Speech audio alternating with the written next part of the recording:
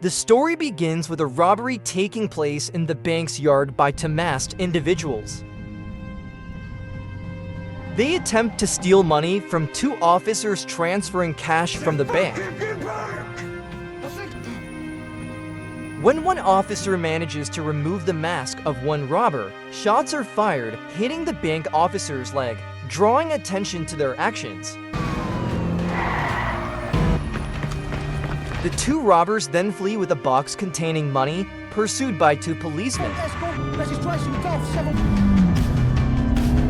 There's a chase between the robbers and the police until one robber stops the car and opens fire on the police car.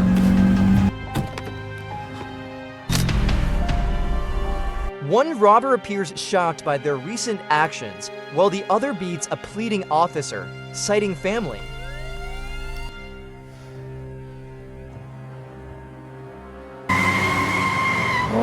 Metro base, come in, over.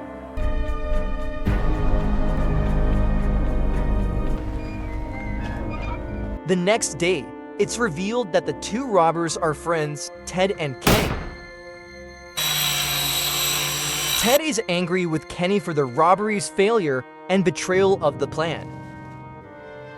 Broad fucking daylight! However, upon opening the stolen money box, they find only a small amount inside. Gonna do that. Oh, for fuck's sake, can I? Kenny then seeks his friend's help to kill the wounded officer, feeling cheated by the small amount of money. Relying on that, dog. What do you want me to do? Make it go away.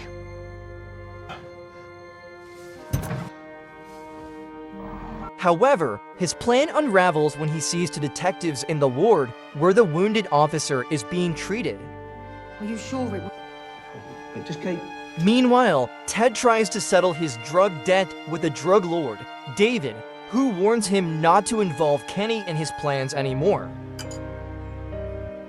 I ain't got the 20k for the bill. Kenny then borrows money from his friend to run a drug business with Billy, a boxer who is actually a trans woman. And that's me like it. That's his hands in the west. What, Fergus? However, their business plan goes awry when they are tricked by a drug lord, Lace. Kenny and Billy are attacked by Lace's henchmen, and the next day Kenny's body is found. Ted, shocked by Kenny's death, tries to find out who orchestrated the murder. He begins to investigate Billy's role in the incident while also getting involved in Kenny's family matters and seeking the truth about his friend's death. Amidst all this, the conflict between the perpetrators, the police, and the drug lord intensifies. The story continues as detectives Jonas and Monroe bring Ted to the office for interrogation regarding the robbery they committed. Ted tries to maintain his lies even though the detectives are convinced of his involvement. They suspect Ted of killing Kenny over a dispute about the stolen money, but Ted denies all accusations and insists he was at home when it happened. Never heard of him. So, but even nicked me. Due to lack of evidence, Ted cannot be detained. Ted is then picked up by Joey, and they head to a bar called Freedom. Meanwhile, David contacts Ted to inquire about the drug sales. Ted tries to find Billy at a place called Marcus Bar, claiming something has happened to Billy's father. Elsewhere, Carlet meets David's henchman who is supposed to kill Ted. Mr. Hetz was busy. Instead, Carlet hands over a photo of Ted to the hitman before heading to the airport. It's been a pleasure. Taxi! Meanwhile, Ted follows Joey to a club where Kenny and Billy are beaten by the drug lord. Excuse me. Joey and Ted follow them and meet Mo at the club. However, they are attacked by Mo's henchmen, and Ted is forced to kill one of them. just went down there.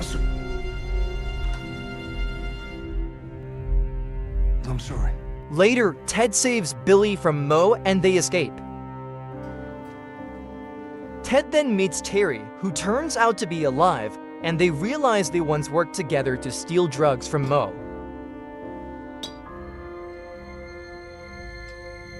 Terry informs Ted that the person who threatened him was Joey, who held a grudge against him. I know what, Joey. Ted then fights Mo's henchman while Billy tries to save his father. Amidst the chaos, Joey flees, and Ted manages to kill Mo's henchman. Joey, who has also been attacked, manages to escape as Ted nearly catches her. Billy, unable to save his father, hears his father's last words and then leaves with money from Ted's bag.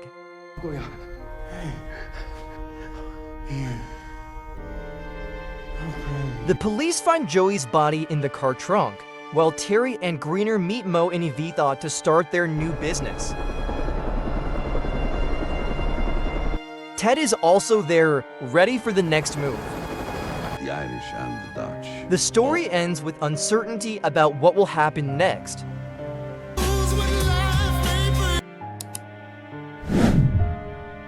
German journalist The story begins with a large-scale anti-American demonstration hitting Europe after American intelligence activities are exposed in the media, and the killing of two vocal critics of those intelligence activities.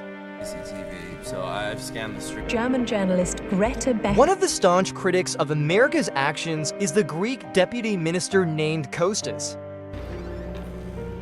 At a hotel in Greece, a senior journalist and critic named Baker meets a mysterious man who has evidence of CIA scandal. However, the man suddenly kills Baker. It is revealed that he is the one who has been exposing the CIA's secret activities. And you called me? This event further cornered the CIA, with allegations that they were involved in the murders of the critics to silence them. And now I'm traveling with a full drum kit. A CIA agent named Kat checks CCTV footage near the scene and discovers the name Viktor Rabek, a former CIA agent who died 18 months ago.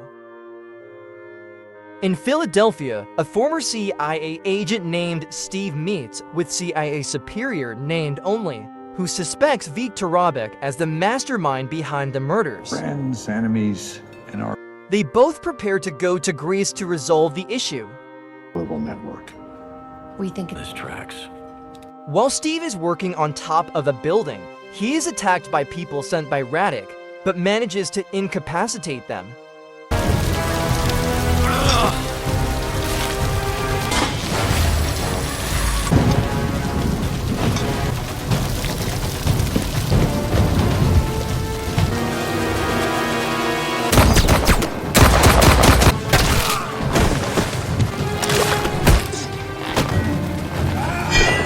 After the attack, Steve decides to go to Greece with Kate, a CIA colleague, to solve the problem.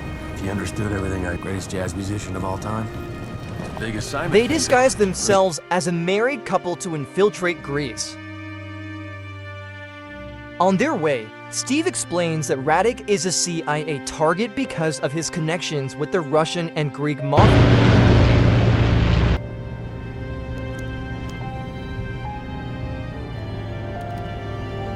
Upon arrival in Greece, they try to track down Radek through Steve's past informants, including a mafia member named Stein. It's Mr. Stephanopoulos.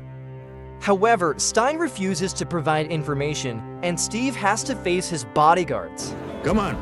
Come on in. Come on.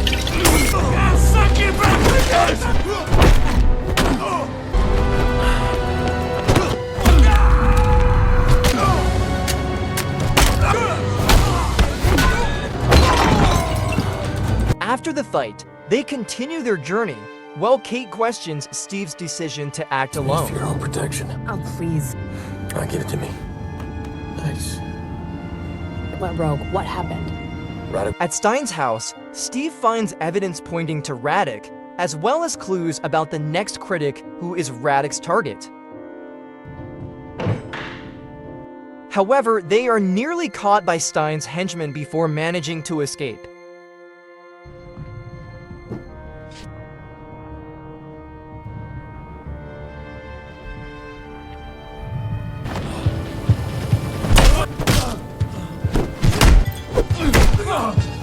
While they are in hiding, Kate gets injured in a fight with Stein's henchmen, and Steve has to finish them off.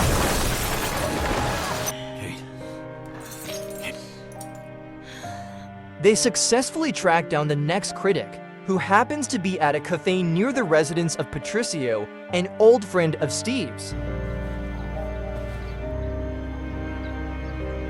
Meanwhile, Radek contacts Steve, who eventually speaks directly with him.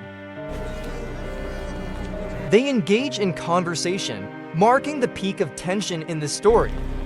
You shouldn't be eating that. Angry? The story continues with the revelation that 80 months ago, Steve only faked Radek's death and did not kill him. I did go away. The main reason Radek wants to tarnish the CIA's name because his cover was blown by CIA higher-ups who leaked his identity.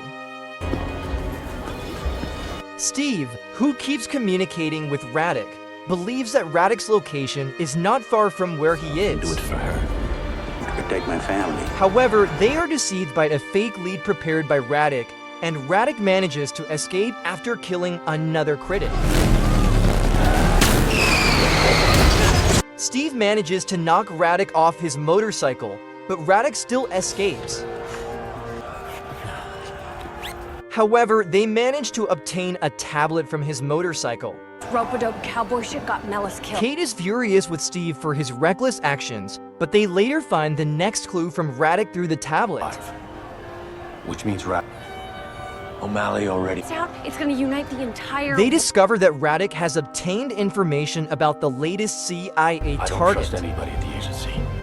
Steve visits Tia, his former lover, and learns that Tia is the one who leaked CIA secrets and aided Radek. And?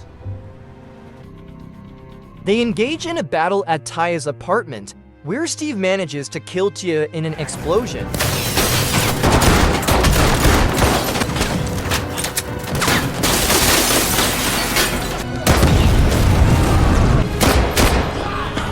Kate arrives just in time to save Steve, and Steve manages to survive the situation. After successfully completing his mission, Kat receives a promotion from Omley, but he decides to resign from the CIA after learning a lot from the events involving Radek and Tia. Crap, I was born on a Tuesday, but all right, listen to anyone else and it's off. Meanwhile, Steve returns to work repairing building stone constructions, and the film ends with the repair of the relationship between Steve and Kate as they both conclude their adventure facing Radek.